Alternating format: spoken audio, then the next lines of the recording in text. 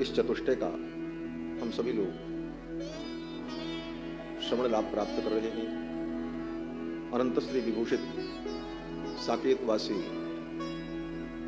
गो संत सेवी स्वामी श्री राम शरणदास जी महाराज बड़े भक्तमाली जी, उनकी पावन पुण्य तिथि के अवसर पर 50वीं पुण्यतिथि के पावन अवसर पर उन्हीं के कृपा पात्र शिष्य अनंत श्री विभूषित गो संत सेवी महंत श्री कौशल किशोरदास जी महाराज एवं उनके गुरु भ्राता महंत श्री अवधेश कुमार दास जी महाराज, इन महापुरुषद्वय के द्वारा यह पवित्र आयोजन संपादित हो रहा है। आज चतुर्थ दिवस है। इस कार्यक्रम के अंतर्गत 18 पुराण, श्रीमद् वाल्मीकि रामायण, महाभारत इत्यादि अनेकानेक आर्ष ग्रंथों का पारायण विप्र ब्राह्मणों के द्वारा एवं श्री भक्तमाल जी का गायन भगवान को सुनाया जा रहा है। साथ साथ यज्ञ नारायण भगवान की आराधना, यजन, हवन, होमादि कर्म संपादित हो रहा है और भगवान के भक्तों की आराधना, सर्वेशाम आराधना नाम, जितनी भी आराधना है भगवान की, उन समस्त आराधनाओं में तदीयाराधनम परम। हमारे आचार्य कहते हैं कि भगवान की आराधना से भी बढ़कर भगवान के भक्तों की आराधना, भक्तों की जो आराधना होती है उसको तदीयाराधन कहते हैं। तत् माने परमात्मा, और जो परमात्मा के हैं, भगवान के हैं, वो कौन है? बोले तदीय। जो तद का है वो तदीय, जैसे भवदीय, उसी प्रकार तदीय। जो तद का है, परमात्मा का है, ऐसे भक्तों को तदीय कहा जाता है। यह एक प्रसिद्ध शब्द तो नहीं कहेंगे, क्योंकि व्यवहार में ऐसे रहस्यमय शब्दों की प्रसिद्धि बहुत कम होती है, लेकिन तदीय का अर्थ है भगवान के भक्त। और उन तदीया नाम भक्ता नाम आराधनम, उन भगवान के भक्तों का जो आराधन है उसी का नाम तदीयाराधन है। और हमारे साधु समाज में, संत समाज में तो तदीयाराधन का मतलब होता है भंडारा। भगवान के भक्तों को खूब खिलावें, दक्षिणा दें, उनकी सेवा करें, इसी का नाम तदीयाराधन। भगवान के भक्तों का आराधन, उनका समर्चन। और पूज्य महाराज श्री के उत्सव में पूरी अयोध्या का तदीयाराधन चल रहा है। प्रतिदिन आज हनुमानगढ़ी के सभी नागातीत महंत सबका भंडारा प्रातःकाल सत्र में था, बड़ा बृहद भंडारा, और प्रतिदिन इसी प्रकार ये कार्यक्रम चल रहा है। कल मैंने निवेदन किया था कि संत और भक्त की उपासना से भगवान भी उपासित हो जाते हैं। अंतरयामी गर्भगत संत सुंदरी माही, तुलसी पूजे संत के दोऊ पूजे जाएं। संत की पूजा हो, संत का सम्मान हो, भगवान के भक्तों का सम्मान हो, तो उसी में भगवान का भी सम्मान समाहित रहता है। यही भक्तमाल का विशेष दृष्टिकोण है। कल की कथा में भक्तमाल जी की चर्चा में कुछ बातें, विशेष बातें हम सभी लोगों ने श्रवण की। ये भक्तों की माला है। माला में 4 चीजें होती हैं, तब माला बनती है। पहली चीज बोले मनिया, मणि, जिसको आप मणि कह लो, दाना कह लो, चाहे मोती कह लो, जिस चीज की माला बनानी है वो मूल चीज, जिसको मणि कहा जाता है। मणिया, मणि हो लेकिन धागा न हो तो मणियां एक दूसरे से जुड़ेंगी कैसे? सब अलग अलग पड़ी रहेंगी। तो दूसरी वस्तु है धागा, सूत्र, और सूत्र के माध्यम से उन मणियों को जोड़ा जाए, लेकिन अगर उनके दोनों सिरों को एक जगह ला करके न जोड़ा जाए तभी माला नहीं बनेगी। तो दोनों सिरा को ला करके एक जगह जब जोड़ा जाता है तो वहां पर एक बड़ी मणियां लगाई जाती है, जिसको सुमेरु कहते हैं। माला में सुमेरु होती है। वो सुमेरु कौन है, क्या है? कहते ये 3 वस्तु हो गई, मणि, सूत्र और सुमेरु।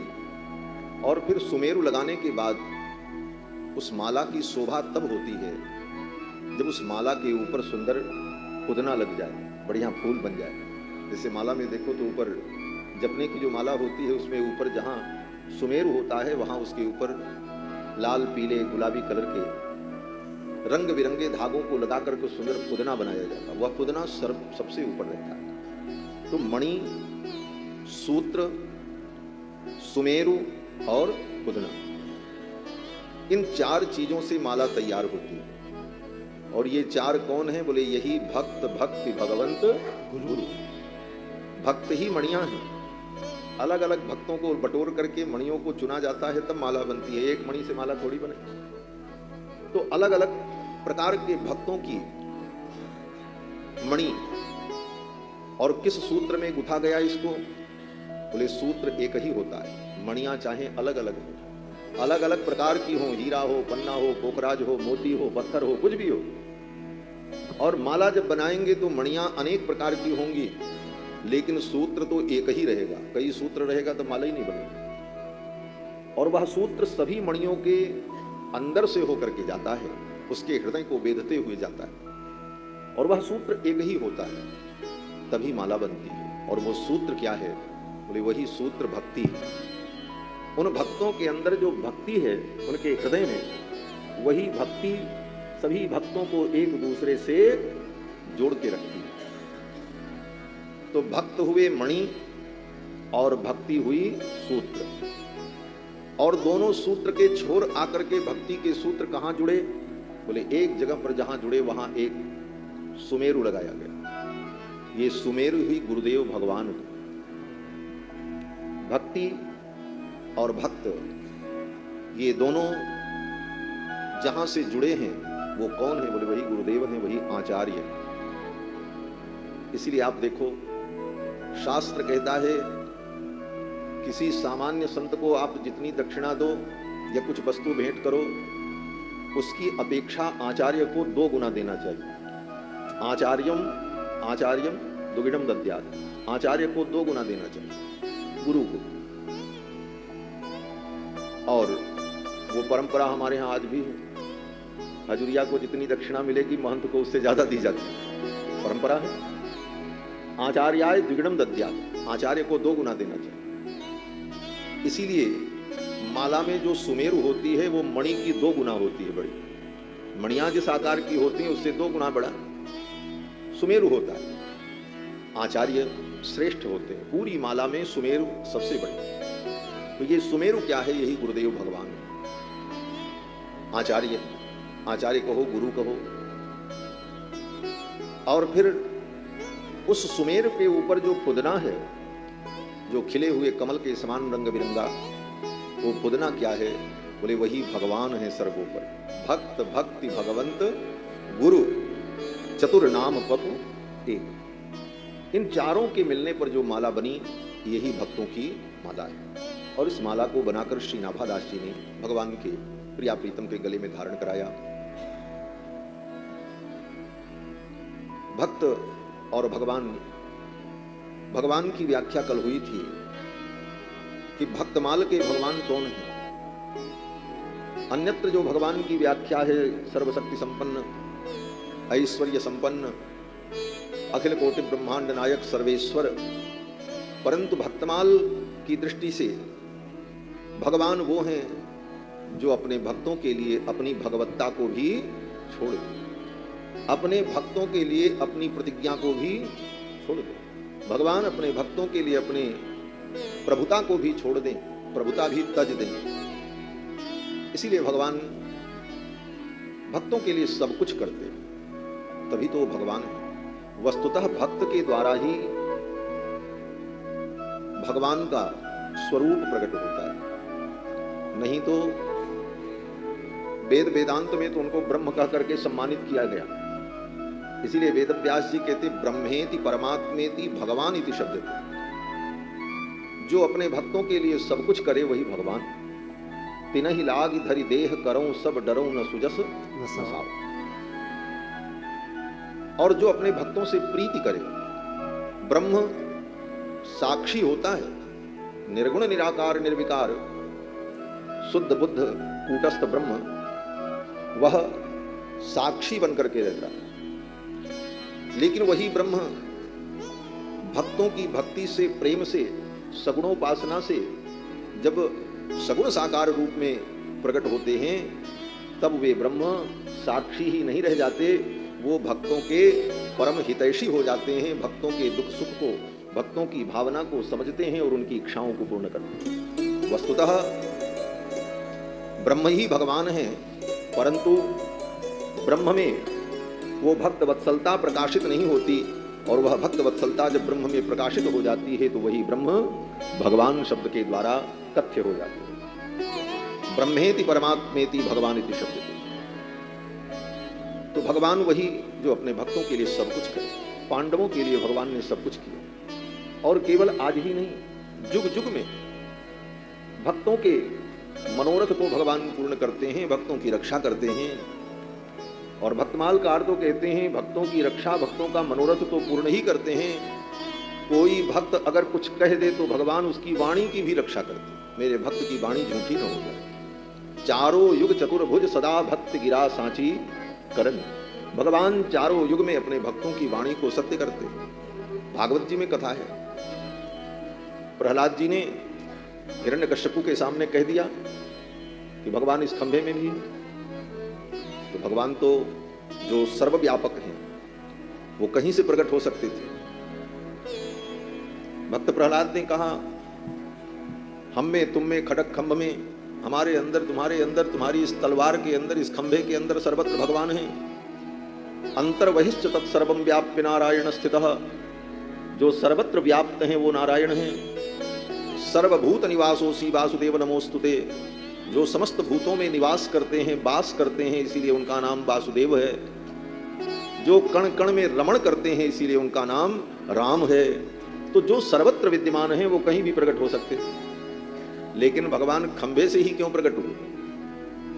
तो वेद व्यास जी इसका समाधान करते हैं कि भक्त प्रहलाद ने कह दिया कि इस खंभे में भगवान है, तो भगवान ने सोचा कहीं मेरे भक्त की वाणी झूठी न हो जाए, इसलिए भक्त की वाणी को सत्य करने के लिए भगवान खंभे से प्रकट तो कहीं से हो सकते। वेद व्यास जी कहते हैं, हे माई बैठ जा चुपचाप शांति से। तो 8-10 रुपया के चक्कर में हमार करोड़ों की कथा, भक्तों की कथा बाधित हो जाए, ऐसे लोगों को वहीं रोक दीजिए। श्री सीता रामचंद्र भगवान की जय, श्री हनुमान जी महाराज की जय। वेद व्यास जी कहते हैं कि सत्यम विधातुम निज भृत्य भाषितम। अपने भक्त प्रहलाद की वाणी को सत्य करने के लिए स्तंभे सभायाम न मृगम न मानुषम, उस खंभे से भगवान प्रकट हो गए नरसिंह रूप में। तो भक्त की वाणी को भगवान सत्य करते। भक्त और भगवान दोनों प्रतिज्ञा कर लें तब किसकी वाणी सत्य होगी? कहते तब भी भक्त की वाणी ही सत्य होगी। उसका भी उदाहरण महाभारत में भगवान ने प्रतिज्ञा कर रखी है, हम शस्त्र नहीं उठाएंगे। भक्त पितामह ने कहा हम आपको शस्त्र उठवाएंगे। भक्त और भगवान दोनों की प्रतिज्ञा आमने सामने हो गई। अब किसकी प्रतिज्ञा बचे? तो भगवान ने कहा हमारे भक्त की प्रतिज्ञा बचे, हमारी बचे चाहे न बचे, हमारे भक्त की प्रतिज्ञा रहनी चाहिए। प्रतिज्ञाम जहियन सन स्वपद तटिनी सूनु समले।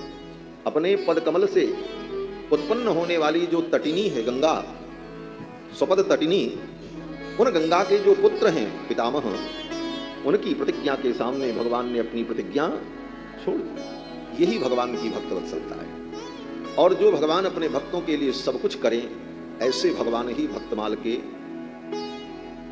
आराध्य हैं, और भक्तमाल में ऐसे ही भगवान का चिंतन है। संत जिन भक्तों का हम वर्णन श्रवण करते हैं, उन संत का लक्षण क्या है?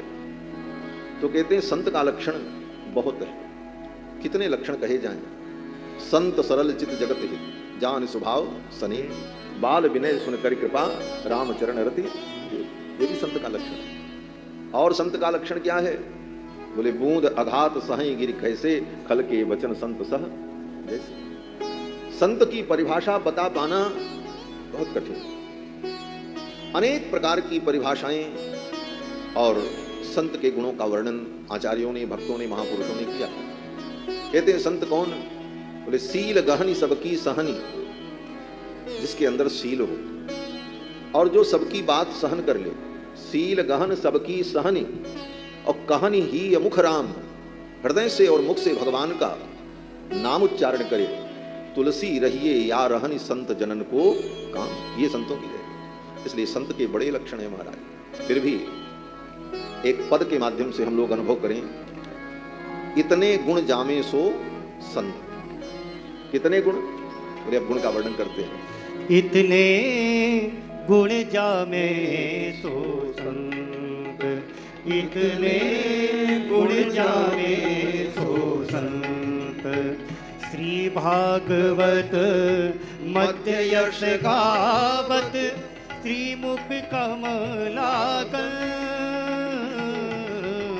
श्री भागवत मध्य यश गावत, श्रीमुख कमलाकन। इतने गुण जामे सो संत, इतने गुण जामे सो संत। हरि को भजन साधु की सेवा, सर्वे भूत परदाया। हरि को भजन साधु की सेवा, सर्वे भूत परदाया।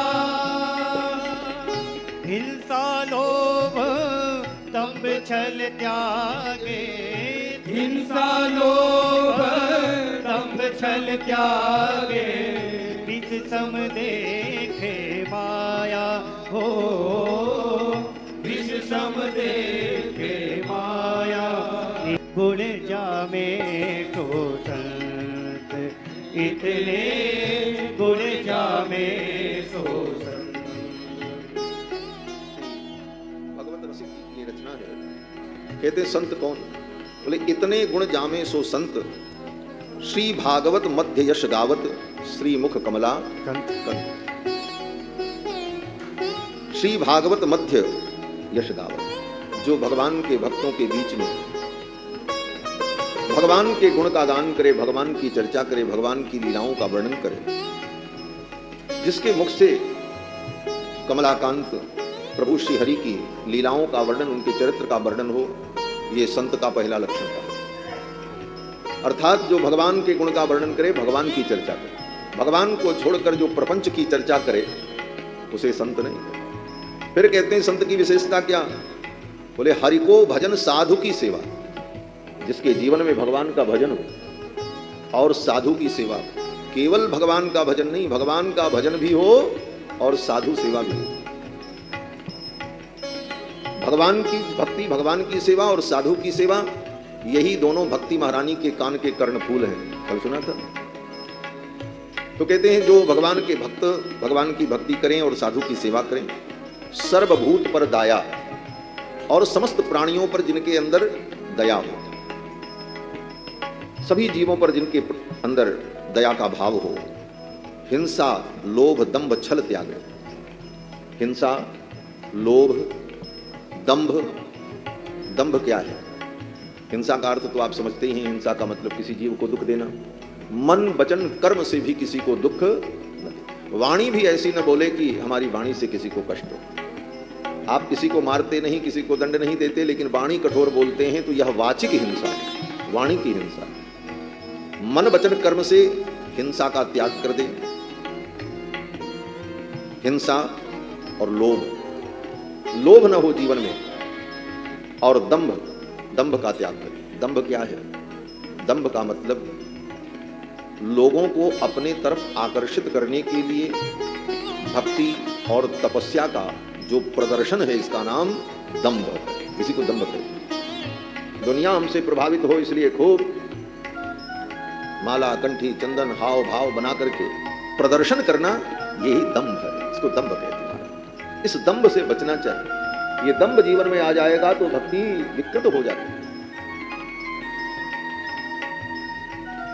भगवत रसिक जी कहते हैं कि हिंसा लोभ दंभ छल त्यागे। और छल, छल माने चतुराई, कपट, जो भी कहे। विष सम देखे माया, और भगवान की माया को विष के समान समझे। ये गुण जिसमें विद्यमान हो वो संत। सहनशील आशय उदार्यति धीरज सहित विवेकी। सहनशील आशय उदार्यति धीरज सहित विवेकी। सत्य वचन सब को सुखदायक। सत्य वचन सब को सुखदायक। हो सत्य वचन सब को सुखदायक। सत्य वचन सब को सुखदायक। कही अनन्य व्रत एकी हो। कही अनन्य व्रत एकी। इतने गुण जामे सो संत। इतने गुण जामे सो संत। इंद्री जित अभिमान न जाके करे जगत को पावन।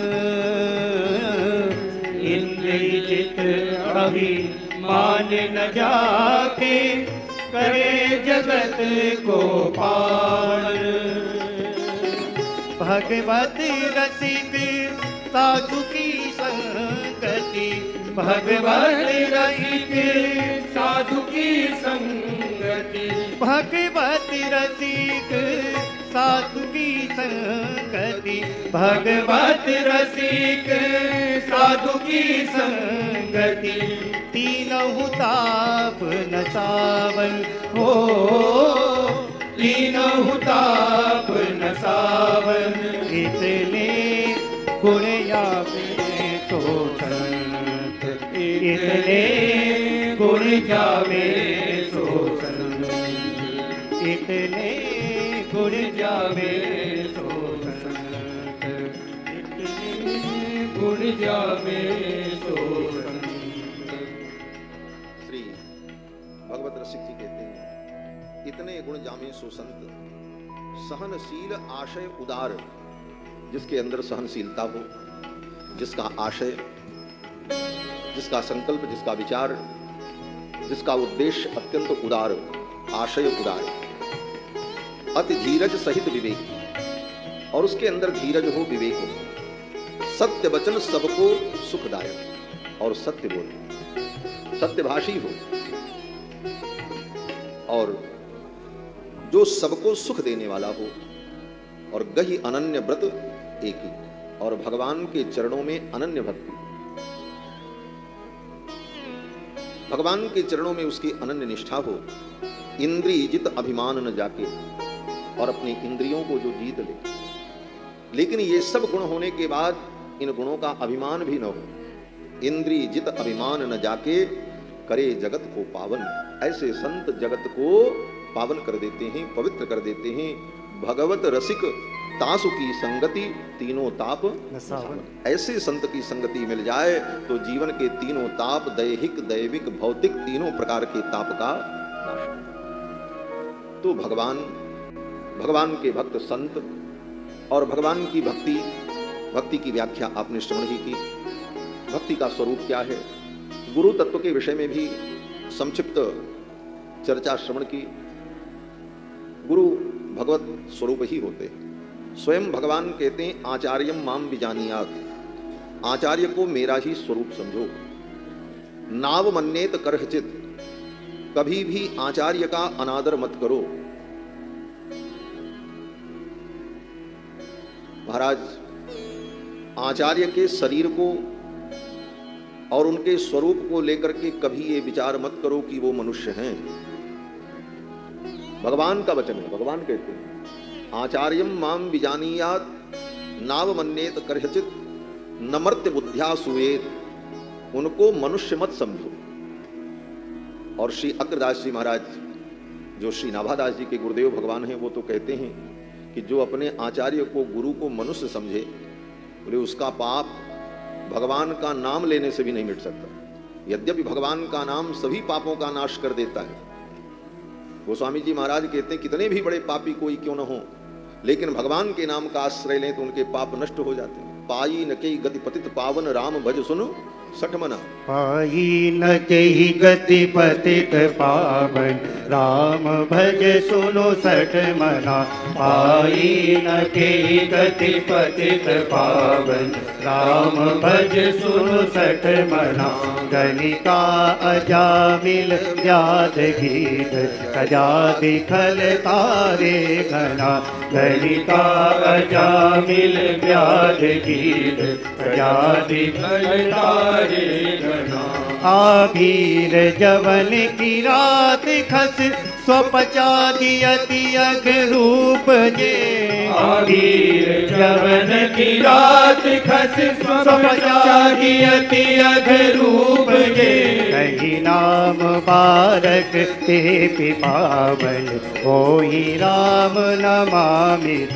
कही नाम बारक ते पावन होई राम नमामित। पाई न केहि गति पतित पावन राम भज सुनु सठ मना। राम भज सुनु सठ मना। राम भज सुनु सठ मना। भगवान के नाम से बड़े बड़े पतित भी पावन हो जाते हैं। भगवान का नाम पतितों को पावन करने वाला। पतित पावन नाम सीताराम सीता। लेकिन भगवान के नाम से सारे पाप तो मिट जाते हैं, लेकिन 6 पाप ऐसे हैं जो नहीं मिटते। वैष्णवता के स्वरूप को, अपने भक्ति के स्वरूप को संभालने के लिए इन बातों को जानना आवश्यक है। श्री अग्रदास जी महाराज कहते हैं कि गुरुन विषय नर बुद्धि। जो अपने गुरु आचार्य को नर और मनुष्य समझे, एक पाप। गुरुन विषय नर बुद्धि। शिला सम गने विष्णु तन। मंदिर में जाए दर्शन करने तो भगवान के विग्रह का दर्शन करके अगर वो ये सोचता है, अरे कितनी सुंदर संगमरमर की मूर्ति बनी है, कितनी बढ़िया पत्थर की है, अरे ये मूर्ति तो सोने की है, ये तो चांदी की है। भगवान के प्रतिष्ठित विग्रह में किस वस्तु से उस विग्रह का निर्माण है, उस वस्तु का चिंतन करना, ये दूसरा भयानक पाप है। गुरु न विषय नर बुद्धि। गुरु को मनुष्य समझना। शिलासम गने विष्णु तन। भगवान के विग्रह को पत्थर धातु समझना अथवा उसका वर्णन करना, ये दूसरा पाप। गुरुन विषय नर बुद्धि शिलासम गने विष्णु तन। चरणामृत जल जानी। और भगवान के चरणामृत को जल समझना। किसी ने कहा, महाराज आज हम निर्जला व्रत हैं। भक्त ने चरणामृत देने का प्रयास किया, बोले चरणामृत कैसे लें, आज तो हम निर्जला व्रत हैं। बोले इसका मतलब तुमने चरणामृत को जल समझ लिया। भले तुम निर्जला व्रत किए हो, निर्जल व्रत है तुम्हारा, लेकिन भगवान का चरणामृत जल नहीं है। चरणामृत पीने से तुम्हारा व्रत भंग नहीं होगा। भगवान के चरणामृत को अगर जल समझा, पानी समझा, तो ये अपराध बहुत बड़ा अपराध। चरणामृत जल जानी। मंत्र जाने वाणी सम। और मंत्र को वाणी और शब्द समझना। जो मंत्र गुरुदेव भगवान ने दिया वो मंत्र शब्द है, वाणी है। जैसे दुनिया के सारे शब्द हैं उसी प्रकार वह भी शब्द है। यह सोचना, ऐसा विचार करना, ये महापाप है, बहुत भयानक पाप है। फिर वो मंत्र शब्द नहीं है तो क्या है, बोले वो साक्षात भगवान है। मंत्र ही भगवान है। उस मंत्र की जो ध्वनि है, जो अक्षर विन्यास है, वो भगवान का ही स्वरूप है। उसे भगवत स्वरूप समझना।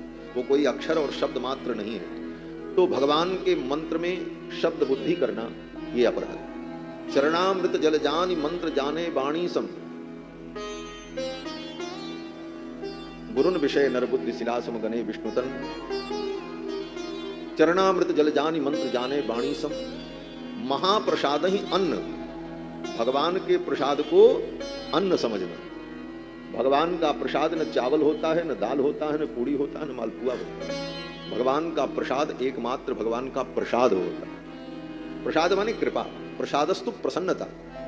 मंदिर में हमें जो मिलता है हम उसको प्रसाद कहते हैं। तो प्रसाद का मतलब क्या है? प्रसाद का मतलब होता है प्रसन्नता। प्रसादस्तु प्रसन्नता। आप मंदिर में भगवान का दर्शन करने गए, भगवान की स्तुति की, पूजा की, तुलसी पुष्प समर्पण किया और बिना मांगे बिना कहे अर्चक के हृदय में, पुजारी जी के हृदय में प्रेरणा हुई और उन्होंने ला करके आपको प्रसाद दिया। तो वो प्रसाद क्या है? तुम्हारी पूजा से भगवान प्रसन्न है, भगवान की प्रसन्नता का वो स्वरूप है, भगवान की प्रसन्नता ही प्रसाद के रूप में आपको मिली। प्रसादस्तु प्रसन्नता, वह प्रसाद जो मिला वो भगवान की प्रसन्नता है, भगवान का मुखोल्लास है, भगवान प्रसन्न हुए तुम्हारे ऊपर, ये प्रसन्नता का सूचक है। तो वह प्रसाद अन्न नहीं है। उस प्रसाद में अगर अन्न बुद्धि है, अरे ये तो चावल है, हम तो चावल नहीं खाते, अरे ये तो मीठा है, हमको तो शुगर है, हम तो नहीं खाते, बोले तुम अपराध कर रहे हो। महाप्रसाद ही अन्न, साधु की जात बखाने। और छठा पाप है साधु की जात का बखान करना। ये साधु अमुक जाति का है, यह सोचकर उसका अनादर करना, उसके प्रति निम्न भाव रखना, अथवा उसकी जाति के आधार पर उसके साथ भेदभाव करना, यह अपराध भगवान को अच्छा नहीं लगता। इसका मतलब ये नहीं समझना चाहिए कि वर्णाश्रम धर्म और सनातन धर्म का सिद्धांत छोड़ दिया जाए। वर्णाश्रम धर्म भी भगवान की ही आज्ञा है। 11,000 वर्ष तक भगवान श्री राम अयोध्या के सिंहासन पर बैठ करके क्या करते थे? केवल एक काम करते थे, प्रवचन करते थे। न कहीं युद्ध करने जाते थे, कोई लड़ाई झगड़ा था ही न, भगवान कोई हास विलास में लगते थे। 11,000 वर्ष राम जी केवल, उनकी दिनचर्या यही थी, नित्य ब्रह्म मुहूर्त में उठकर संध्या वंदन अग्निहोत्रादि कर्म को कर लेते, देवाराधन कर लेते और देवाराधन करने के बाद दरबार में उपस्थित हो जाते। मंत्री लोग और ऋषि मुनि महात्मा सब विराजमान हो जाते, प्रजा के लोग बैठते और धर्म की चर्चा प्रारंभ होती। धर्म की चर्चा में लोगों के प्रश्न का उत्तर और समाधान होता और भगवान उन प्रजा के लोगों को वर्णाश्रम धर्म का उपदेश करते थे। 10 वर्ष सहस्राणि 10 वर्ष शतानि च, 11,000 वर्ष तक चातुर्वर्ण्यम च लोकेस्मिन् स्वे स्वे धर्मे नियोक्षति। चारों वर्णों के लोगों को राम जी ने उनके उनके धर्म में लगाया और अपने अपने धर्म का पालन करते हुए अपनी अपनी मर्यादा में रहकर चारों वर्ण के लोगों ने धर्म का पालन किया। यही राम राज्य था। राम राज्य का यही मतलब होता है, और इसके विपरीत हो जाए तो राम राज्य नहीं। राम राज्य में सभी अपने अपने धर्म का पालन करते और उस धर्म पालन से सर्वत्र सुख और समृद्धि थी। राम जी के राज्य में कभी कोई स्त्री विधवा नहीं हुई। राम जी के राज्य के पहले उनके पिताजी का राज्य था तो विधवा हुई, तीनों माताएं विधवा हुई। लेकिन राम जी के राजा बनने के बाद 11,000 वर्ष तक कोई स्त्री विधवा नहीं हुई। राम जी के राज्य में 11,000 वर्ष तक कभी किसी के घर में आग नहीं लगी। राम जी के राज्य में 11,000 वर्ष तक नदी तालाब में डूब करके किसी की मृत्यु नहीं हुई। छोटे छोटे बच्चे सरयू जी में कूद जाएं और पूरी सरयू में खेल करके चले आवें, जल में साहस नहीं था कि उस बालक को डूबो। यह धर्म का प्रताप था। नाप सुमज्जंति जंतवः, कोई भी जीव पानी में डूब करके नहीं मरता। न चाग्निजम भयम किंचन नाप सुमज्जंति जंतवः। राम जी के राज्य में कभी आंधी तूफान नहीं आया। राम जी के राज्य में सब लोग सुखी थे, यही राम राज्य थी। राम राज्य बैठे त्रैलोका, हर्षित भये गए सब शोका। लेकिन ये हुआ कैसे? बोले राम जी ने जो धर्म का उपदेश अपनी प्रजा को दिया और राम जी के उस उपदेश को सुनकर लोग अपने धर्म का पालन करते। तो राम जी के इस उपदेश को लोगों ने ग्रहण क्यों किया? बोले राम जी ने स्वयं उस धर्म का अपने जीवन में पालन किया, तभी उनके उपदेश का पालन उनकी प्रजा ने किया। आप स्वयं धर्म का पालन न करो और दूसरे को उपदेश दो तो कौन तुम्हारा उपदेश मानने को तैयार होगा? गोस्वामी जी कहते हैं, पर उपदेश कुशल बहुतेरे, जे आचरहि ते नर न घनेरे। तो राम जी ने वर्ण धर्म का उपदेश करके लोगों को उनके उनके धर्म में लगाया और सब अपने अपने वर्ण धर्म का पालन करते हुए भगवान का भजन साधन उपासना करते थे। भेदभाव उनके अंदर नहीं था, अपनी अपनी धर्म की निष्ठा थी। इस कारण से राम राज्य में कभी कोई दुख नहीं हुआ। तो ये सनातन धर्म है। तो सनातन धर्म के अनुसार वर्ण धर्म का पालन, अनुपालन और उसके हिसाब से अपने आचरण को करना, यही सनातन धर्म है। भक्त भी हम हो जाएं तो इसका मतलब ये नहीं है कि हम वर्ण धर्म का त्याग कर दें। वर्ण धर्म को लेकर जो मन में छोटे बड़े का भेद है, भाव है, ईर्ष्या है, उसका त्याग करना। वर्णाश्रम धर्म का त्याग नहीं करना। इसीलिए भक्त लोग प्रार्थना करते हैं तो कहते हैं, ना हम विप्रो न च नरपति नैव वैश्यो न शूद्रो नो वा वर्णी न च गृहपति नो बनस्थो यतिर्वा किंतु प्रोद्यन निखिल परमानंद पूर्णामृताब्धे लक्ष्मी भरतु पद कमलयो दास दासानु दास। हम भगवान के दासानुदास हैं, तो वर्ण धर्म का पालन करते हुए भगवान का भजन करें, लेकिन वर्ण के अभिमान में संत महात्मा भगवत भक्तों में भेद बुद्धि रखे, ये अपराध है। और ये अपराध इतना भयानक अपराध है कि ये अपराध भगवान का नाम जपने से भी नहीं छूटता। अग्रदास जी कहते हैं कि गुरुन विषय नरबुद्धि शिलासम गणे विष्णुतन चरणामृत जल जानी मंत्र जाने बाणी सम महाप्रसाद ही अन्न साधु की जात बखाने अग्र कहे ये पाप खट अति मोटे दुर्घट विकट और पाप तो कट सकें ये नटे हरिनाम रट। कितना भी हरिनाम रटो लेकिन ये पाप नहीं कटते। इसलिए इन पापों से जब हम बचें तब हमारी भक्ति सफल हो। तो भक्ति का जो स्वरूप है इसका वर्णन श्री प्रियादास जी महाराज करते हैं। भक्ति की व्याख्या तो कल हुई ही। अब कहते हैं कि ये भक्ति का अंकुर गुरुदेव के कृपा से हृदय में जब अंकुरित हो तो इस भक्ति के वृक्ष को सुरक्षित कर एक रूपक के माध्यम से समझाते हैं। पहले तो भक्ति महारानी के श्रृंगार का वर्णन किया एक रूपक के माध्यम से। अब भक्ति को एक वृक्ष, उस वृक्ष को हम कैसे बचाएं और वो वृक्ष बच करके धीरे धीरे बड़ा हो जाए, तो उसका फल क्या है, इसका वर्णन एक कवित्त में करते हैं। इस कवित्त को गाएंगे और संक्षेप में इसकी बात हम कह करके आगे बढ़ते हैं। भक्ति तरु पौधाता ही विघ्न डर छेरी हूँ को, भक्ति तरु पौधाता ही विघ्न डर छेरी हूँ को, मारी दे विचार मारी सी जो सत संग से, बारी दे विचार बारी सी जो सत संग सो, लागे हुई बड़न गोदा यहूदी सी कड़न सो, लागे हुई बढ़न गोदा यहूदी सी कड़न सो, चढ़न आकाश यश फैलो बहुरंग सो, चढ़न आकाश यश फैलो बहुरंग सो, संत और आल बाल शोभित विशाल छाया, संत और आल बाल शोभित विशाल छाया, किए जीव जाल ताप गयो योग संग सो, जिए जीव जाल ताप गयो योग संग सो, देखो बड़े बारी जाही आजाहू की शंका की, देखो बड़े बारी जाही अजाहू की शंका होती, ताही पेड़ बांधे झूमे हाथी जीते जंग सो, ताही पेड़ बांधे झूमे हाथी जीते जंग सो, हाँ ताही पेड़ बांधे झूमे हाथी जीते जंग सो, ताही पेड़ बांधे झूमे हाथी जीते जंग सो। भक्ति का बीज आपके हृदय में अंकुरित हुआ छोटे वृक्ष के रूप में, तो कहते हैं उस वृक्ष को बचाओ। जब वृक्ष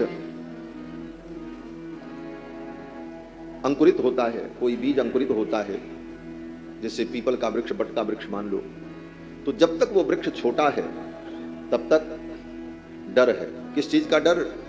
बोले पेड़ इतना छोटा है पीपल का, बरगद का, बकरी कहीं से आएगी तो ऊपर से एक ही बार में राम नाम कर देगी महाराज, एक बार में एक कवर में उस पेड़ को खत्म कर देगी, तब तो बकरी से बचाओ। प्रियादास जी कहते हैं भक्ति तरु पौधा ताही विघ्न डर छेरी हूं, भक्ति के पौधे को बकरी का डर है, बकरी इसको चर जाएगी। बकरी क्या है? बोले जो कच्च कच्च चरती रहती है उसी को तो बकरी कहते हैं। ये कुतर्क करने वाले जो कुतर्की बकरी घूमते रहते हैं चारों तरफ, ये ऐसा कुतर्क करेंगे कि तुम्हारी भक्ति बिगड़ जाएगी। अभी तुमने भक्ति की शुरुआत की, मत्थे पर तिलक लगाया, गले में कंठी पहनी, माला जपने लगे, तो कुतर्की मिलेंगे और कुतर्की कहेंगे ये देखो इतना बड़ा तिलक लगाया, ये राम राम कर रहे हैं। राम राम करने से क्या होता है? आप कहोगे राम राम करने से राम जी मिलेंगे, तो कुतर्की कहेगा रोटी रोटी कहने से कहीं रोटी मिलती है, लड्डू लड्डू कहने से कहीं मुंह मीठा होता है, तो राम राम कहने से राम जी कैसे मिलेंगे? ऐसा कुतर्क करेगा कि अल्प बुद्धि वाले व्यक्ति की मति विचलित हो जाए। और वो उस पेड़ को चर गया कुतर्की ने उसको चर लिया। यद्यपि सत्य बात तो यही है कि रोटी रोटी कहने से ही रोटी मिलती है। जब रोटी रोटी कहने से रोटी मिलती है तो राम राम कहने से राम जी भी मिलते हैं। हमारे पूज्य स्वामी जी महाराज कहा करते थे, उनका दृष्टांत आज उनकी पुण्यतिथि है, 13वीं पुण्यतिथि 2012 में पूज्य स्वामी जी महाराज का परम पद हुआ था और अभी 25 आ गया। आज गोपाष्टमी के दिन और पूज्य स्वामी जी महाराज का नाम भी भगवान कृष्ण गोविंद गोपाल के नाम पर। और आज के दिन ही इसी कार्तिक मास में अयोध्या में पूज्य स्वामी जी ने परम पद प्राप्त किया। आज उनकी पुण्यतिथि है। उन्हीं के चरणों में बैठकर हम सब लोगों ने कथा सुनी, भक्तमाल जी की, रामायण जी की। जो कुछ प्रसाद है वो सब उन्हीं स्वामी जी महाराज का प्रसाद है। चाहे वो दृष्टांत हो, चाहे उदाहरण हो, चाहे पंक्तियां हो टूटी फूटी, वो सब कुछ उन्हीं का प्रसाद है। पूज्य स्वामी जी महाराज कहते थे कि रोटी रोटी कहने से ही रोटी मिलती है। कैसे? तो बोले उदाहरण देते थे।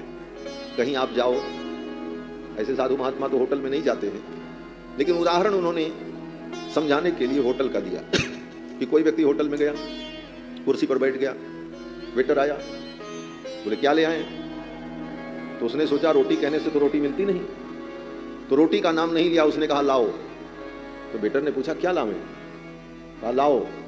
क्यों? बोले रोटी तो बोलना नहीं है, रोटी कहने से तो रोटी मिलती नहीं, तो रोटी शब्द का उच्चारण क्यों करें? उसने कहा लाओ लाओ। जब 3-4 बार उसने कहा लाओ लाओ, तो वेटर ने कहा ये तो पागल है, इसको बाहर भगाओ।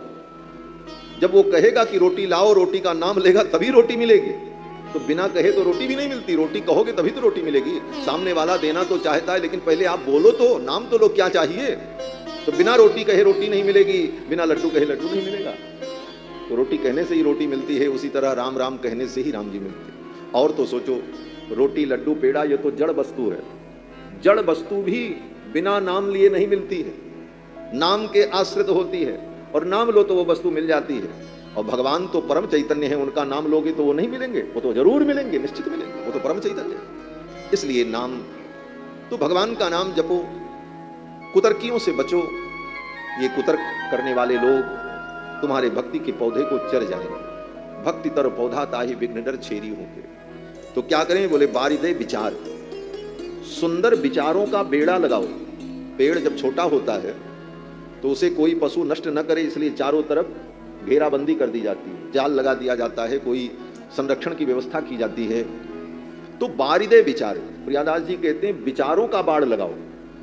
भक्ति का बीज जब अंकुरित हो गया तो जो अच्छे विचार वाले लोग हैं उन्हीं के पास रहो, उनके सन्निकट रहो। ऐसे विचार वालों के पास जाओ ही मत, जो कुतर्क करने वाले हैं उनसे दूरी बनाओ, और सुंदर विचारों का बेड़ा लगा करके अपनी उस भक्ति के वृक्ष को सुरक्षित कर लो। बारिदे विचार।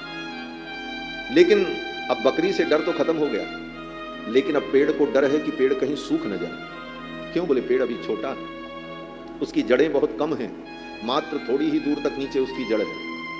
स्वयं जड़ से पानी और रस ग्रहण करने की क्षमता उस वृक्ष में नहीं है। कुछ दिनों तक उसे बाहर से पानी देना पड़ता है। तो बाहर के पानी से धीरे धीरे पुष्ट होकर के जब उसकी जड़ नीचे तक पहुंच जाती है तब पानी देने की जरूरत नहीं पड़ती, वो स्वयं रस लेने लग जाता है। कहते हैं जब तक वो वृक्ष छोटा है तब तक उसको पानी से सिंचित करो। भक्ति के वृक्ष को किस पानी से सींचें? तो प्रियादास जी कहते हैं कि बारिदे विचार बारि सींचिए सत्संग सो। बार बार सत्संग के जल से उसको सिंचित करते हो, बार बार सत्संग करते हो। सत्संग का जल मिलता रहेगा तो उसकी जड़ और मजबूत होती चली जाएगी, और जब जड़ उसकी मजबूत हो गई, नीचे तक पहुंच गई, तो फिर नहीं भी सत्संग मिलेगा तो स्वयं अपने विचारों के द्वारा अपने भक्ति के वृक्ष को पोषित करता रहेगा। फिर कहते हैं जब वो वृक्ष बढ़ने लगा आकाश की ओर, और उसके प्रकाश और उसकी महिमा को लोगों ने जाना, संत उर आल बाल शोभित विशाल छाया। फिर तो महाराज संतों का आल बाल बनाओ। आल बाल माने थाला। पहले तो थोड़े पानी की जरूरत थी, जब पेड़ थोड़ा और बड़ा होता है तो ज्यादा पानी का, तो ज्यादा पानी पेड़ की जड़ में जाए इसलिए बहुत बड़ा थाला बनाना पड़ता, इसी को कहते हैं आल बाल। संत समाज के आल बाल में रहो, चारों तरफ से संत समाज रहे, तब वह वृक्ष पूर्ण सत्संग के जल को प्राप्त करते हुए बढ़ने लगेगा। और जब वो वृक्ष बढ़ गया तो एक बार फिर खतरा है। बोले अब किसका खतरा? बोले अब बकरी तो उसे नहीं चर सकती क्योंकि बकरी का मुंह वहां तक नहीं पहुंचेगा, पेड़ बड़ा हो गया, लेकिन अब बड़े पशुओं का डर है। बड़े पशु कौन? बोले भैंस। भैंसार सींग रगड़कर उसे तोड़ सकते हैं, गिरा सकते हैं, तब थोड़ा मजबूत बेड़ा लगाने की जरूरत है। भक्ति बढ़ गई, छोटे छोटे कुतर्क से आपके ऊपर कोई प्रभाव नहीं पड़ता, लेकिन तथा कथित बड़े बड़े नास्तिक और तार्किक लोग मिल जाएंगे तो वो तुमको विचलित कर सकते हैं। तो उनसे बचने के लिए बड़े बड़े ज्ञानी महापुरुषों के सत्संग में रहो, और बड़े बड़े जो ज्ञानी तत्ववेत्ता हैं उनके चरणों में बैठ करके उनकी वाणी को श्रवण करते रहो, तो वो जो नास्तिक लोग हैं उनके प्रहार से तुम बच जाओ। और ये सब करके भक्ति के वृक्ष को अगर आपने बढ़ा लिया तो प्रियादास जी कहते हैं फिर तो देखो मजा। क्या मजा? बोले वही वृक्ष जब छोटा था तो उसको बकरी का डर था, बकरी चर जाएगी, भैंस उसे तोड़ देगी, लेकिन वही वृक्ष जब धीरे धीरे बड़ा हो गया, सत्संग के जल से सींच सींच करके उस वृक्ष को बड़ा कर दिया, तो फिर उसी वृक्ष के नीचे ला करके हाथी को भी बांध दो तो हाथी नहीं हिल पाता। जो गजराज जंग में बड़े बड़े जंग जीत करके आने वाला हाथी भी वृक्ष की जड़ में बांध दिया जाता है तो चुपचाप खड़ा रहता, हिलता ही नहीं। ताही पेड़ बांधे झूमे हाथी जीते जंग सो। ताही पेड़ बांधे झूमे हाथी जीते जंग सो। ताही पेड़ बांधे झूमे हाथी जीते जंग सो। ये भक्ति का स्वरूप है।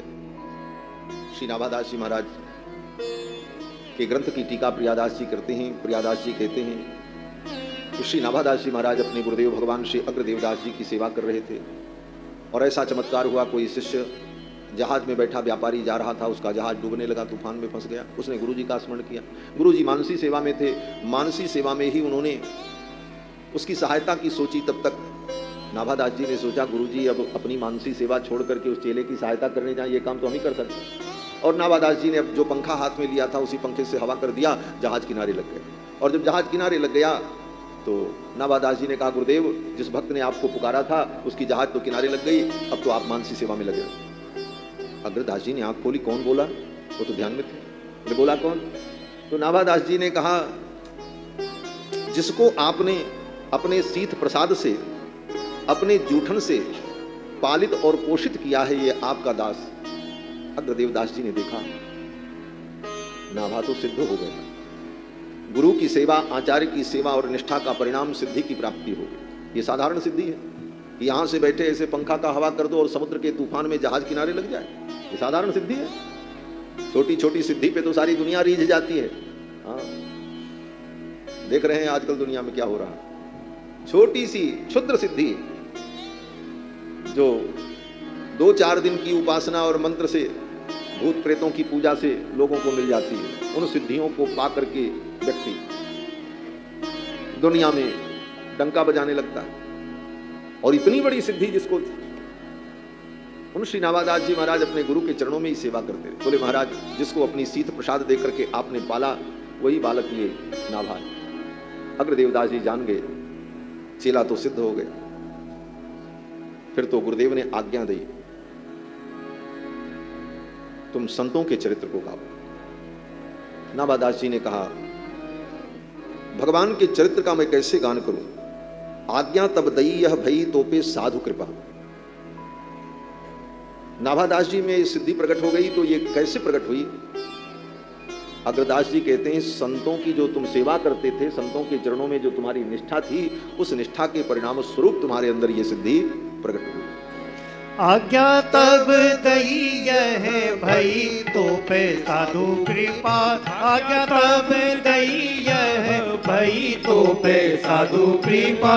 उन्हें ही को रूप गुण कहो ही भाव। उन्हें ही को रूप गुण कहो ही भाव। गुरुदेव ने आज्ञा दी जिन संतों की कृपा से तुम्हारा जीवन दिव्य बन गया, उन संतों का गुणगान भाव से करो। तो नाभादास जी ने कहा हाथ जोड़कर, बोलो कर जोरी। हाथ जोड़ करके नाभादास जी ने कहा भगवान के चरित्र का तो कोई पार नहीं पाता, और भगवान के भक्त तो उनसे भी अधिक होते हैं। राम ते अधिक राम कर दास। तो मैं भगवान के भक्तों का चरित्र कैसे वर्णन कर पाऊंगा? बोलो कर जोरिया को पावत न और छोर, बोलो कर जोरिया को पावत न और छोर। गाऊं राम कृष्ण नहीं पाऊं भक्त गाँव को, गाऊं राम कृष्ण नहीं पाऊं भक्त गाँव को, गाऊं राम कृष्ण नहीं पाऊं भक्त गाँव को। नाभाजी ने कहा संतों के चरित्र का मैं आर पार कैसे पाऊंगा, कैसे वर्णन करूं? तो अग्रदेवदास जी ने कहा जिसने तुमको यहां बैठे बैठे समुद्र की जहाज और उस घटना को दिखा दिया, अनुभव करा दिया, वही शक्ति वही परमात्मा तुम्हारे हृदय में भगवान के भक्तों का चरित्र भी प्रकट कर दे, ये विश्वास करो। कहीं समुझाई बोई हृदय कहे सब, कहीं समुझाए बोई हृदय आई कहे सब। जिनले दिखाए दई सागरे में नाव को, जिनले दिखाए दई सागरे में नाव को, जिनले दिखाए दई सागरे में नाव को। अग्रदास जी ने कहा जिसने सागर में नाव दिखा दी वही भगवान के भक्तों का चरित्र भी तुम्हारे हृदय में दिखा दे। काहे को तुम चिंता करते हो? अग्रदेवदास जी महाराज की आज्ञा हो गई। अग्रदेव आज्ञा दई संतन को जस भाव, भव सागर के तरन को नाहिन और उपाव। नाभादास जी गुरुदेव की आज्ञा से भक्तमाल की रचना करते हैं। यहाँ पर एक कवित्व में श्री प्रियादास जी ने नाभादास जी का परिचय दिया है, बहुत संक्षिप्त परिचय। श्री नाभादास जी कौन थे? बोले हनुमान वंश में इनका जन्म हुआ था। महाराष्ट्र में कोई ब्राह्मण थे, उनके कोई संतान नहीं थी। हनुमान जी की उपासना की, हनुमान जी प्रसन्न हुए तो बोले वरदान मांगो। तो उन ब्राह्मण ने कहा महाराज हमारे वंश में कोई बालक नहीं, हमारा वंश चले, आप आशीर्वाद दो, हमें संतान प्राप्त हो। तो हनुमान जी ने वरदान दिया, आशीर्वाद दिया। हनुमान जी के आशीर्वाद से उन्हें पुत्र की प्राप्ति हुई और उनका वंश चल पड़ा। तो हनुमान जी के आशीर्वाद से वो वंश चला, इसलिए उस वंश का नाम पड़ गया हनुमान वंश। उसी वंश के कोई ब्राह्मण थे, उनके कुल में श्री नाभादास जी उत्पन्न हुए। और जब पैदा हुए श्री नाभादास जी तो जन्म से ही अंधे थे महाराज। अंधे का मतलब सूरदास। सूरदास और अंधे में अंतर होता है। अंधा तो कोई भी हो सकता, हम आपकी आंख है, किसी की किसी कारण से आंख चली जाए तो अंधे। और सूरदास बोले सूर्य किसको कहते हैं?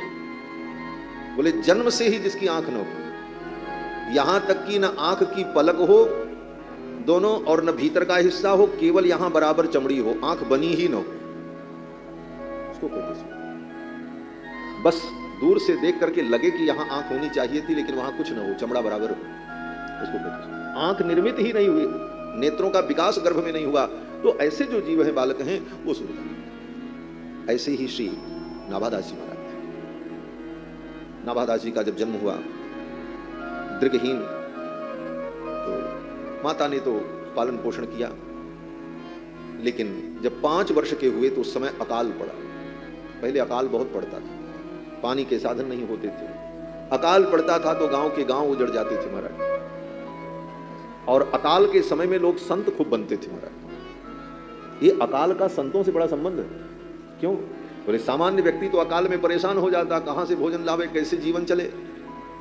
लेकिन संतों के मठ मंदिर में तो खूब भंडारा चलता रहता, चाहे अकाल पड़े चाहे दुकाल पड़े। यहां तो कभी अकाल होता नहीं।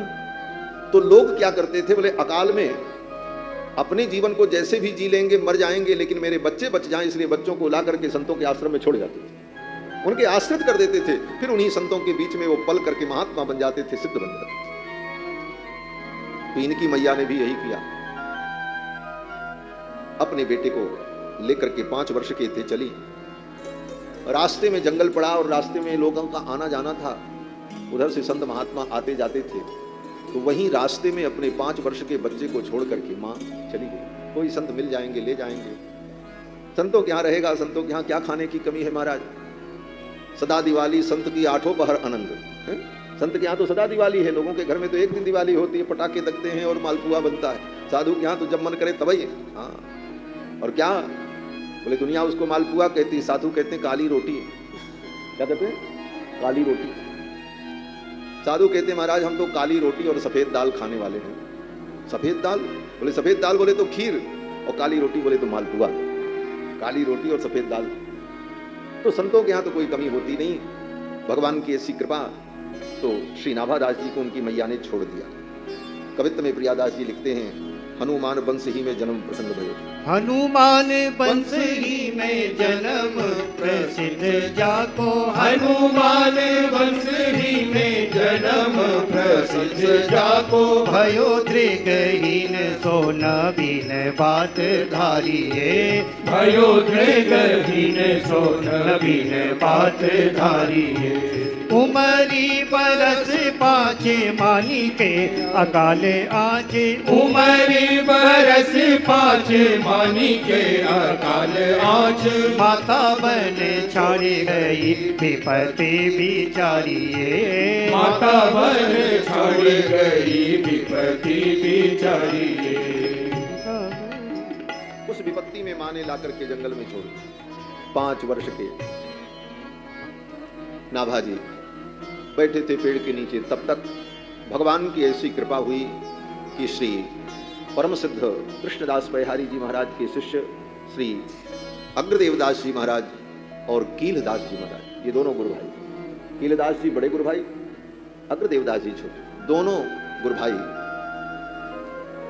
उधर से आ रहे थे। देखा, पूछा बेटा तुम कहां से आए हो? प्रश्न पूछा तुम कौन हो? तो 5 वर्ष के श्री नाभादास जी ने उत्तर दिया, मैं कौन हूं? ये शरीर जो है इसको अगर मैं कहूं तो ये तो 5 तत्व से बना है, पृथ्वी जल तेज वायु आकाश, छित जल पावक गगन समीरा, पंच रचित यह अदम शरीर। और मैं जो हूं वो आत्म रूप हूं, आत्मा का कोई नाम ही नहीं होता, तो मैं क्या बताऊं? आत्मा का तो कोई नाम होता नहीं। श्री कीलदेव जी और अग्रदेव जी महाराज बड़े प्रसन्न हुए। पूछा कहां से आए हो? तो नाभादास जी ने कहा कि जहां से सब आए हैं जी वहीं से हम भी आए। ऐसे उत्तर महाराज, जहां से सब आए हैं वहां से हम आए। बोले कहां जाओगे? नाभादास जी ने कहा कोई कहीं नहीं जाता, उसके कर्म उसके प्रारब्ध उसको जहां जहां ले जाते हैं वहां वहां हो जाता है, अपने से थोड़ी कुछ जाता है। ऐसे ज्ञान में उत्तर को सुनकर अग्रदेवदास जी और कीलदेव जी बड़े प्रसन्न हुए। श्री राम जय राम जय राम, श्री राम जय राम जय जय राम, श्री राम जय राम जय जय राम, श्री राम जय राम जय जय राम, श्री राम जय राम जय जय राम, श्री राम जय राम जय। श्री नाभादास जी ने कहा कि मैं किसको कारण बताऊं, क्या बताऊं? पूछा दोनों महात्माओं ने तुम्हारा रक्षक कौन है? तो श्री नाभादास जी ने कहा जिस जो सबके रक्षक हैं वही हमारे भी रक्षक हैं। फिर तो अग्रदेवदास जी महाराज बड़े प्रसन्न हुए। प्रियादास जी अपने कवित्त छंद में कहते हैं कि भाई हम क्या देते हैं,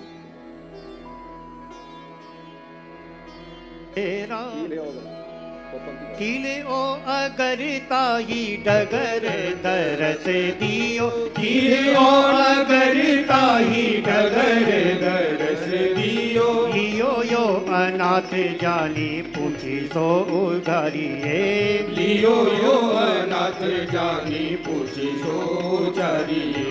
बड़े सिद्ध जल ले कमंडलू सो सींचे नैन, सिद्ध जल ले कमंडलू सो सींचे नैन भयो खुले चक जो चैन भयो खुले चक जोरी को निहारी।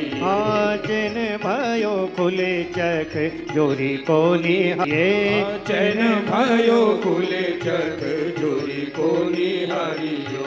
बड़ी सिद्ध सिद्ध जल ले कमंडलू सो सींचे नैन, बड़े सिद्ध जल ले कमंडलू सो, चैन भयो खुले चक जोड़ी को निहारिए, चैन भयो खुले चक जोड़ी को निहारिए, चैन भयो खुले चक जोड़ी को निहारिए, चैन भयो खुले चक जोड़ी को निहारियो, खुले चैन चक जोड़ी जोड़ी को निहारिए, चैन भयो खुले चक जोड़ी को निहारिए, बड़े सिद्ध जल ले कमंडलू सो सींचे नैन, बड़े सिद्ध जल ले कमंडल नैन, चैन भयो खुले चक जोड़ी को निहारिए, चैन भयो खुले चक जोड़ी को निहारिए।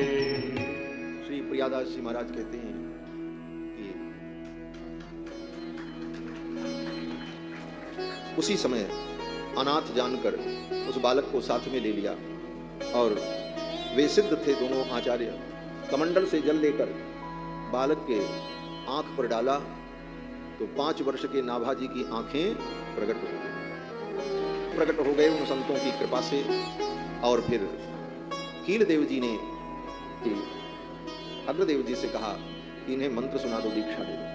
फिर तो अग्रदेवदास जी ने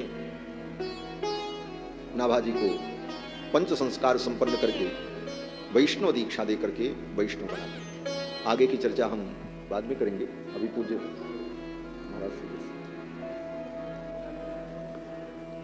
श्री सीताराम जी महाराज की अयोध्या नाथ की श्रीमद जगत गुरु रामानुजाचार्य भगवान की, श्रीमद जगत गुरु रामानंदाचार्य भगवान की, श्री बड़ा भक्तमाल सरकार की परम सौभाग्य। आज कथा के सत्र में हमारे विश्वबंद हमने होर्डिंग देखा कि आपकी कथा है, उसी समय से जितना कथा बोलने का मूड मेरा नहीं है उतना यहाँ आकर सुनने का मेरा मन था। और आज आपके आशीर्वाद से ये संभव हुआ। बहुत वर्षों के बाद मुझे अवसर मिला है श्री अयोध्या धाम में आने का, और उस पर भी एक तो कथा भक्तमाल की, और जब ऐसे गुरुजनों के श्री मुख से हो तभी हमें कथा का, चाहे कोई भी कथा क्यों ना हो, लेकिन हमारा अनुभव यह है कि शास्त्रों की दी हुई आंखों से गुरुत्व को पहचाना जाए और गुरु की दी हुई आंखों से फिर ग्रंथों को देखा जाए। पहले ग्रंथ को पूछ ले गुरु कैसा होता है, और उसके बाद गुरु जब दृष्टि देते हैं, क्योंकि परमात्मा की दी हुई आंखों से संसार दिखता है, परमात्मा नहीं दिखता। सदगुरु की दी हुई आंखों से परमात्मा दिखता है, संसार नहीं दिखता। इसलिए जहाँ कहीं पर भी संतों के श्रीमुख से कथा हो, गुरुजनों के श्रीमुख से कथा हो, तो मन वहाँ पहुँचने के लिए व्याकुल होता है, आतुर होता है। भक्तमाल कथा मैंने कभी ऐसे सुनी नहीं है, और इस ग्रंथ के लिए मैं कुछ नहीं कहूँगी, क्योंकि जिसके लिए मैं अधिकृत नहीं हूँ। कभी कभी थोड़ी देर के लिए मलुक पीठाधीश्वर महाराज की कथा में कुछ सुना है, लेकिन ये आनंद यहाँ जो बह रहा है और आप सब इसमें गोता लगा रहे हैं, भक्तों की जीवनी से ऐसा समझ में आता है गुरु महाराज की कृपा से कि 3 वस्तु का उस पर आकर्षण नहीं होता, 3 चीज की आसक्ति नहीं होती, वस्तु की आसक्ति नहीं होती, व्यक्ति की आसक्ति नहीं होती, और स्थान की आसक्ति नहीं होती। केवल एक ही पीड़ा अंदर होती है, भगवान के वियोग की। और ऐसे संतों के चरित्र को आप डूब करके एकाग्रता से आनंद ले रहे हैं। मुझे कुछ कहना नहीं है, आज्ञा हुई इसलिए मैंने 2 शब्द कहे, क्योंकि मुझे कथा सुननी है और हम यही चाहेंगे कि हमको ज़्यादा से ज़्यादा श्रवण लाभ प्राप्त हो। प्रणाम। बहुत बहुत धन्यवाद महामंडलेश्वर कनकेश्वरी देवी जी, जिनको पूरी दुनिया सुन रही है। इनकी कथा बहुत बहुत अच्छी कथा, इनकी गायन शैली भी बहुत बहुत प्यारी गायन शैली है। हम क्या बताएं, हम लोग तो 50 वर्ष से सुन रहे हैं और बड़ी कृपा ठाकुर जी की कि आपका आगमन हुआ। अब मैं हमारे अयोध्या के जो मानस पीठ चलाते हैं, जिन्होंने अनेकों रामायणी तैयार किए हैं और यहाँ पर संत महात्मा विद्वान साधक आपके आश्रम पर रह करके रामायण पढ़ते हैं, रामायण सीखते हैं और सीख करके कथावाचक बनते हैं, ऐसे रामायणी कमलादास जी महाराज से निवेदन करूंगा कि आपका भी आशीर्वाद हम सबको 2 मिनट का मिले। फिर पूज्य स्वामी जी की भक्तमाल की कथा जो हम सब सुनना चाह रहे हैं, सभी की इच्छा है, देवी जी भी उनकी कथा सुनने की दृष्टि से ही आई है। तो पूज्य कमलादास जी महाराज,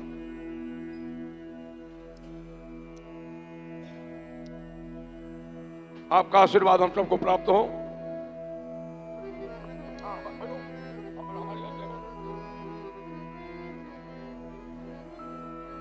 श्री सीतानाथ समारंभाम श्री रामानंदार्य मध्यमाम स्मदाचार्य पर्यंताम वंदे श्री गुरु परंपराम। भक्त भक्ति भगवंत गुरु चतुर नाम बपु एक, इनके पद वंदन किए नासै विघ्न अनेक। श्री सीतारामचंद्र भगवान की जय, श्री हनुमान जी महाराज की जय। व्यासपीठ पर विराजित श्रीमद जगत गुरु स्वामी श्री रामानुजाचार्य स्वामी श्री राघवाचार्य जी महाराज के श्री चरणों में दंडवत प्रणाम निवेदित करते हुए, आदरणीय महामंडलेश्वर श्री कनकेश्वरी जी, मैंने इनका प्रवचन सुना है काफ़ी वर्ष पहले एक मंच से, जब वृंदावन के परम श्रद्धेय स्वामी श्री गुरु सनानंद जी महाराज के साथ जाने का मुझे सौभाग्य मिला था। तब के बाद लगता है कि उसके बाद मैंने अभी दर्शन किया है और परिवर्तनशील संसार है, काफ़ी बदलाव देखने को मिला। तो पहली बार मैंने उसके बाद देखा, पहले तो लगा कि आप कोई और हैं, लेकिन जब महाराजा श्री ने कहा तो मुझे बड़ा अच्छा लगा। और यहाँ पर मंच पर विराजित हैं परम श्रद्धेय रसिक पीठाधीश्वर स्वामी श्री जन्मेजय शरण जी महाराज। आप उस पीठ से हैं जिस पीठ के परमाचार्य स्वामी श्री करुणा सिंधु जी महाराज श्रीमद् रामचरितमानस जी के प्रथम टीकाकार हैं। और भक्तमाल की बात रही तो परम श्रद्धेय अनंत श्री विभूषित गौ संत सेवी, सबके विशेष रूप से अभिभावक रूप में हमेशा साथ देने वाले परम श्रद्धेय स्वामी श्री अवधेश कुमार दास जी महाराज और महामंडलेश्वर श्री रामजी शरण जी महाराज और आपके साथ आए हुए पूज्य संत वृंद, समुपस्थित वंदनीय संत वृंद, आदरणीय भक्त वृंद, श्रद्धामयी माताएं, जिन महापुरुष की ये 50वीं पुण्यतिथि मनाई जा रही है, उन्होंने इस बड़ा भक्तमाल आश्रम की स्थापना की है। और सचमुच श्री अयोध्या जी में यथा नाम तथा गुण है। पूज्य महाराज श्री अपने परम श्रद्धेय गुरुदेव की उस पुण्य स्थिति को मनाने में इतने बड़े आयोजन के साथ, जैसे कि हमने ये पहली बार देखा है कि 18 पुराण का पाठ एक साथ, 4 वेदों का पाठ, श्रीमद् वाल्मीकि रामायण जी का पाठ, श्रीमद् रामचरितमानस जी का पाठ और श्री जगत गुरु जी के मुखारविंद से भक्तमाल जी की कथा और भक्तमाल पारायण भी, और महाभारत का भी पाठ है। ये तो बड़ी अच्छी बात है, ये जो पंचम वेद महाभारत का पाठ। तो ये इतने सारे आयोजन हमारे पूज्य महाराज श्री करा रहे हैं। अब इतना बड़ा आयोजन तो मुझे नहीं लगता है कि मैं कहीं एक साथ देखा हूँ। तो ये इनके ऊपर पूज्य गुरुदेव भगवान की महती अनुकंपा है, इसमें कोई संदेह नहीं। और भंडारे, जहाँ तक कि भंडारे की बात रही तो महाराज जी अयोध्या जी में भंडारे होते हैं तो पूर्ण साधु संतों का भंडारा होता है। यहाँ तो पूज्य महाराज श्री पूरे व्यापार मंडल का भंडारा और पंचकोश के अंतर्गत रहने वाले सभी अयोध्या वासियों का भंडारा और ये तन्नीवासी जगन्नाथ, इस भावना से सभी को प्रसाद पवाने की भावना महाराज जी में। और कल हमने दर्शन किया जो श्री सरयू जी के तट पर रहने वाले जो पुजारी जी लोग जो है पंडा हैं, उन सबको बुलाया था महाराज जी ने। आज हनुमानगढ़ी के संपूर्ण नागातीतों का भंडारा किया। इसी क्रम में ये इतने बड़े आयोजन, अब इनका हृदय कितना विशाल है मैं क्या कहूँ। और हमारे गोस्वामी श्री तुलसीदास जी महाराज लिखते हैं उत्तरकांड में, ये वाक्य हैं श्री काकभूषुंडी जी का, मोरे मन प्रभु अस विश्वासा, राम ते अधिक राम कर दासा, राम ते अधिक राम कर दासा।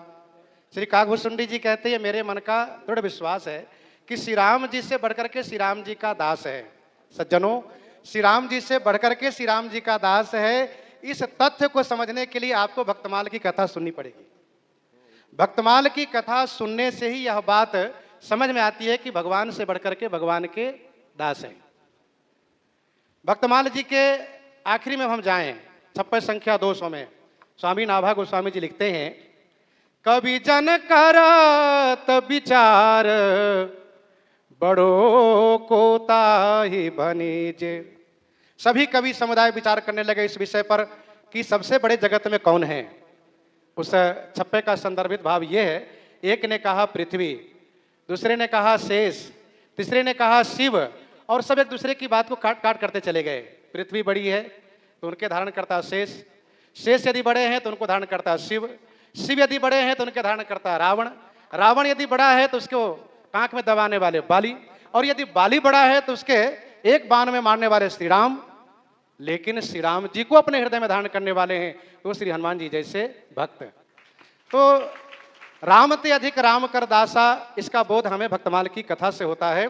और श्रीमद् जगत गुरु जी के मुखारबिंद से जब हम इस प्रकार से भक्तमाल की कथा जब श्रवण करेंगे तो संतों में, गुरुजनों में अपार निष्ठा प्राप्त होगी, इसमें कोई संशय नहीं है। क्योंकि महाराज श्री विभिन्न शास्त्रों के निष्णात पंडित हैं। और आप श्रीमद् भागवत महापुराण, श्रीमद् वाल्मीकि रामायण, श्रीमद् रामचरितमानस की कथा तो गाते ही हैं, और भक्तमाल जब बड़ा भक्तमाल है तो यहाँ से आप भक्तमाल जी की कथा गा रहे हैं। मैं ज़्यादा समय न लेते हुए एक दोहा मैं आपको निवेदित करता हूँ भक्तमाल जी से ही। श्री नाभा गोस्वामी जी ने लिखा है, अच्युत कुल जस बेर एक जाकी मति अनुरागी, उनकी भक्ति भजन को निश्चय होई विभागी। ये भक्तमाल जी का सिद्धांत स्वरूप है। अच्युत कुल जस बेर एक, अच्युत कुलोद्भव, ये हमारे जितने वैष्णव समाज है ये अच्युत कुलोद्भव हैं। भगवान अच्युत हैं, उनके जो प्रियजन हैं वे अच्युत कुलोद्भव हैं। ऐसे वैष्णव के चरित्र में, वैष्णव के चरणों में जिनकी अनुरक्ति हो गई, जिनका प्रेम हो गया, उदाहरण के तौर पर जैसे मान लो हम भजन भक्ति नहीं कर पा रहे हैं, हमारा प्रेम श्री जगत गुरु जी के चरणों में हो गया, हमारा प्रेम श्री कनकेश्वरी जी के चरण में हो गया, हमारा प्रेम श्री भक्तमाल जी के महाराज जी के चरणों में हो गया, तो हम भजन भक्ति भले न कर पा रहे हो कि भक्ति भजन को निश्चय होई विभागी, जो आप भजन कर रहे हैं उनके हिस्सेदार हम बन जाएंगे। ये बड़ी बात स्वामी श्री नाभा गोस्वामी जी ने कही है। ये भक्तमाल का सिद्धांत स्वरूप है महाराज जी। इतना ही कर करके और व्यासपीठ के श्री चरणों में दंडवत प्रणाम निवेदित करते हुए, महाराज श्री के चरणों में दंडवत प्रणाम निवेदित करते हुए आप सबको जय सिया राम, जय सिया राम, जय सिया राम। बहुत बहुत धन्यवाद पूज्य रामायणी जी का। रामायणी जी ने आशीर्वाद करके मैं कृतार्थ किया।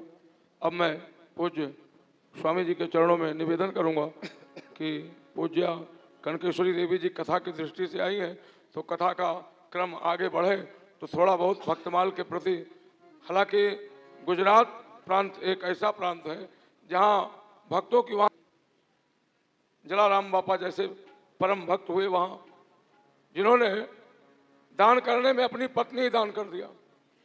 कोई कर सकता है क्या?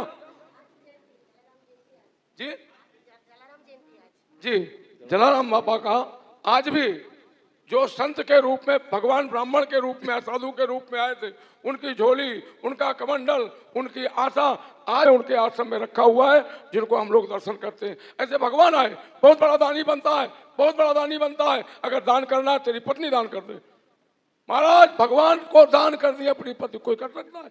ऐसा परम पवित्र क्षेत्र गुजरात प्रांत जहाँ भक्ति की धारा प्रवाहित हो रही है, वहाँ से आप पधारिए। बहुत बहुत धन्यवाद। पूज्य महाराज के चरणों में निवेदन करूंगा कि भक्तमाल की कथा के क्रम को आगे ले चले। श्री पूज्य जगत गुरु भगवान। श्री सीतारामचंद्र भगवान की जय। श्री कृष्णचंद्र भगवान की जय। जय जय सीताराम। श्री राम जय राम जय जय राम। श्री राम जय राम जय जय राम। श्री राम जय राम जय जय राम। श्री राम जय राम जय जय राम। श्री राम जय राम जय जय राम। श्री राम जय राम जय जय राम। श्री राम जय राम जय जय राम। श्री राम जय राम जय जय राम। श्री राम जय राम जय जय राम। राम जय जय राम। श्री राम जय राम जय जय राम। श्री राम जय राम जय जय राम। श्री राम जय राम जय जय राम। श्री राम जय राम जय जय राम। श्री राम जय राम जय जय राम। श्री राम जय राम जय जय राम। श्री राम जय राम जय जय राम। श्री राम जय राम जय जय राम। श्री सीतारामचंद्र भगवान भगवान की जय। आज के इस पावन अवसर पर सुप्रसिद्ध कथावक्त्री श्री कनकेश्वरी देवी पधारी, आपका अभिनंदन। मानस पीठ के प्रवक्ता एवं संत जनों को राम कथा और गोस्वामी जी के द्वादश ग्रंथों का स्वाध्याय कराने वाले श्री कमलदास जी, अन्य समस्त आचार्य चरण, श्री रसिक पीठाधीश्वर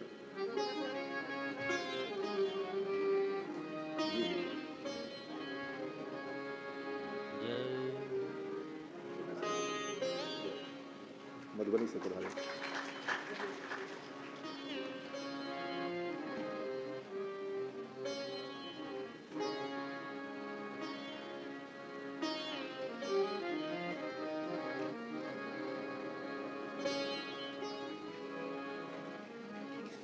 नारायणा नारायणा हे लक्ष्मी रमणा नारायणा नारायणा नारायणा हे लक्ष्मी रमणा नारायणा। नारायणा नारायणा हे लक्ष्मी रमणा नारायणा नारायणा नारायणा हे लक्ष्मी रमणा नारायणा। सभी आचार्य चरण, भक्तवृंद, श्री भक्तमाल जी की पावन चर्चा यथामति यथागति भी है, क्योंकि बहुत सारी औपचारिकताएं हैं और उन औपचारिकताओं में कथा के प्रवाह को बार बार रुकना पड़ता है। बड़ी सुंदर चर्चा हो रही थी। आज जलाराम बापा जी का जन्मदिन भी है। पूज्य महाराज श्री ने कहा, उन्होंने अपनी पत्नी का भी दान कर दिया। शास्त्र में एक यज्ञ का वर्णन है वेदों में, जिसको विश्वजित यज्ञ कहा जाता है। विश्वजित यज्ञ में सब कुछ दान कर दिया जाता है, जिसमें पुत्र तक का भी दान हो जाता है।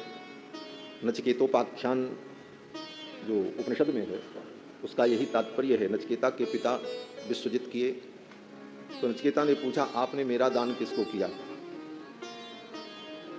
तो चुप रहे पिता। फिर बेटे ने पूछा, आपने मेरा दान किसको किया? तो झल्ला करके पिता ने कहा, तुमको जमराज को दे दिया। तो बोले ठीक है, जब जमराज को दे दिया तो हम जमराज के पास जाएंगे। तो नचिकेता यमराज के पास गए तो यमराज बड़े प्रसन्न हुए। कोई जीव स्वतः चलकर मेरे सामने आ जाए, किसी की हिम्मत नहीं होती आने की, तो ये तो बहुत साहस का कार्य है। प्रसन्न हो गए। यमराज ने कहा, वरदान मांगो। तो नचिकेता ने कहा, अगर आप वरदान देना चाहते हैं तो हमें तत्वबोध प्रदान करिए। और फिर यम ने नचिकेता को तत्व ज्ञान प्रदान किया। ये वेदांत की कथा है।